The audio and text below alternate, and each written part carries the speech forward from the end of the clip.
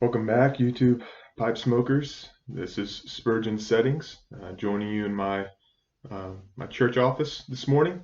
And I don't have a pipe to smoke right now. I usually don't smoke here because I don't want to offend anyone with the stench that might linger around. So I only do that at my home.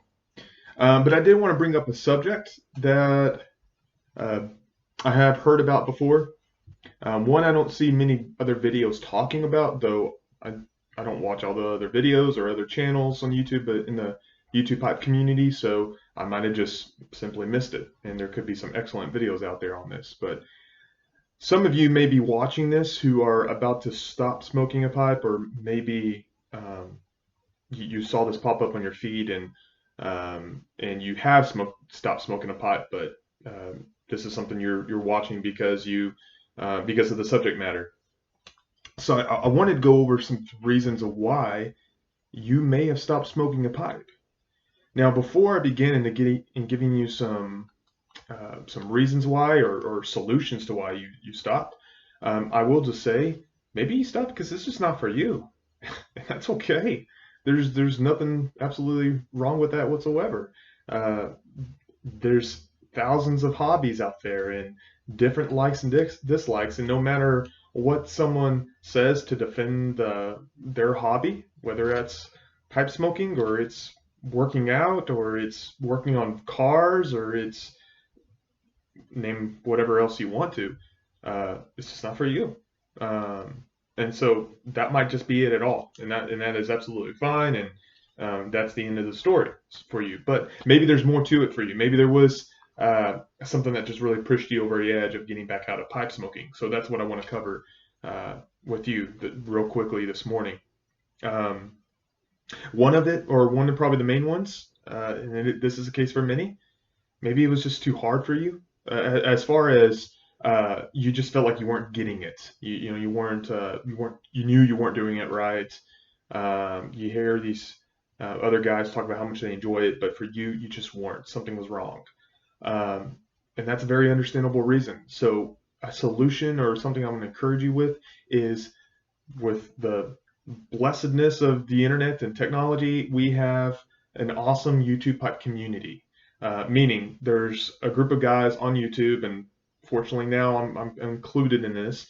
There's guys who've been around the YouTube community for years that um, have mastered or at least really enjoy pipe tobacco, and they share their knowledge of it. So I encourage you, if you already stopped, you're thinking about stopping, and you're getting frustrated, be patient. It's not the easiest thing to do.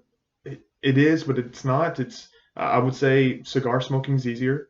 Pipe smoking involves more. You have to take care of your pipes. There's a certain way you pack your tobacco. There's a certain way you tamp your tobacco while you're smoking it. There's a certain way you smoke the tobacco. Ways you take care of your tobacco itself. So there are different steps you have to think of, and unfortunately, there's a lot of help out there for it. Um, there's a learning curve, just like with anything. So I encourage you, don't give up. If that's something you're getting frustrated with, you'll get it. It's not like super hard. It just takes some time. So I encourage you to stick around. Um, Another one may be like you did try it and you kind of actually enjoyed the taste and all, but you just were burning your mouth.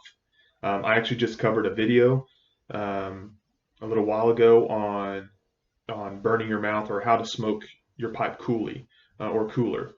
And so you can go to that video if you have any or want further information. So I'm going to simply say, number one, in the very beginning, just like if you're working out for the very first time, you're going to hurt. Your tongue's going to hurt. You're not used to it.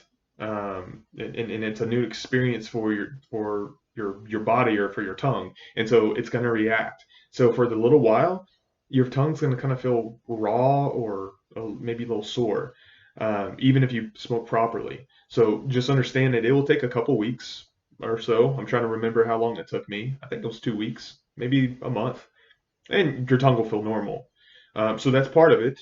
And then also, there's a way to properly smoke your pipe that will cool your tongue. You don't blow on it like a cigar or some people have with cigarettes. It is a relaxing smoke. It is one you sip on like a wine and not chug down like a glass of water when you're thirsty. So keep that in mind.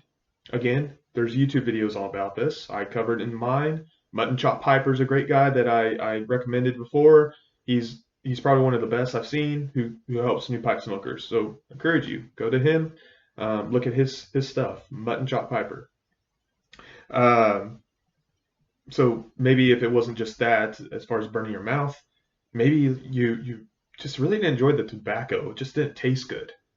Uh, Part of that, there could be a few reasons or solutions to this. Part of that is actually when your tobacco gets really hot and you're smoking really fast and it's causing tongue bite, which is the burning of your tongue, you're going to lose the taste of your tobacco. So it's not only for having a cool tongue or keeping your pipe cooler, your tobacco loses its flavor when it gets too hot. So that's why it's always important to smoke coolly. So that might be one of it. That might just be the only reason why your pet tobacco didn't taste that well. Another reason, maybe you just didn't have good tobacco. My very first tobacco that I got was from the store. It was a over the counter, and it tasted like cigarettes. It was awful. I threw it out. But I thought, I need to try some others. I saw some YouTube videos, and I got some old Sutliff brands that are aromatics, and they were fine. They tasted good. And then eventually I got better and better. And so I'd encourage you, maybe it's what you're buying. Some people are happily okay with Walter Riley and Bugle and some of the other over-the-counter blends, and that's great. Maybe you could be satisfied with those. Awesome. Many of the guys in the YouTube pipe community, we like some of the more higher quality blends that you see me review on my channel that you can get off either from a tobacco store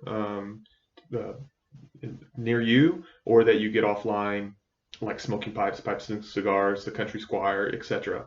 And so it's try more quality blends. See guys like me or some of the other guys on the channels that review tobaccos. Take those in consideration.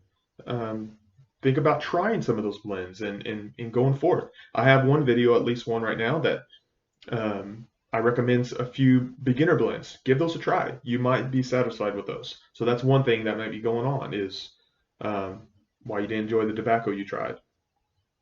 Another one is maybe it was just too expensive to you. Maybe it's like, I don't have the money for that. That could be a good reason. Maybe that's very wise and good. We need to be responsible with our finances. I will say, however, that I think pipe tobacco can be very cheap.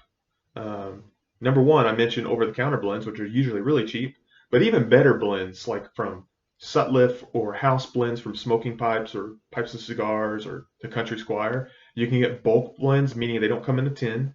They come in a bag, and you can get them really cheap, and they're decent quality. Some are really good quality blends. So you don't have to buy the excellent higher quality blends that come in a tin. You can get the ones that come in bulk, and they're still great. Also, you see me and some others smoke these really nice briar pipes. Some of them cost $40, $50 to $100 and hundreds of dollars. You can find pipes that cost over $1,000. You don't need those.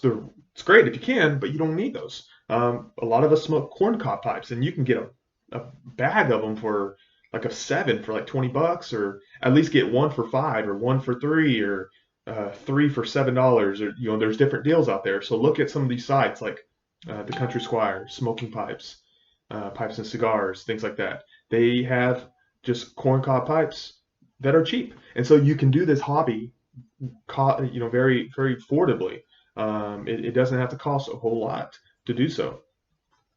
And then finally, this is the only other point I'm going to bring up. There's probably a lot of others, and guys, if you're watching this and you've been around the community for a while, in the comments, please put some other reasons why someone may get out and give a solution. That'll be helpful. So the last one I have, maybe you think it's just not healthy enough, and that could be a very good reason. Eventually, I'll probably do a quick video on being healthy while smoking a pipe, or the health or the risk of smoking a pipe. I'm not going to get much into it. I'll just say this. Yes, I don't think anyone can argue against pipe smoking is not the most healthiest thing. It's combustion occurring in your mouth. That's not okay. You can get your organic kale dried out, sprinkle in your pipe, smoke that, and it's not healthy. Why? Because there's combustion, air or heat and steam and liquid, or that's what steam is. It's liquid. It's heat and steam that is going into your mouth, and it will can cause issues with your tongue, as well as other areas. I will say, however, by no means is this the same as smoking cigarettes. There's just no way to defend that. Some people just don't know that.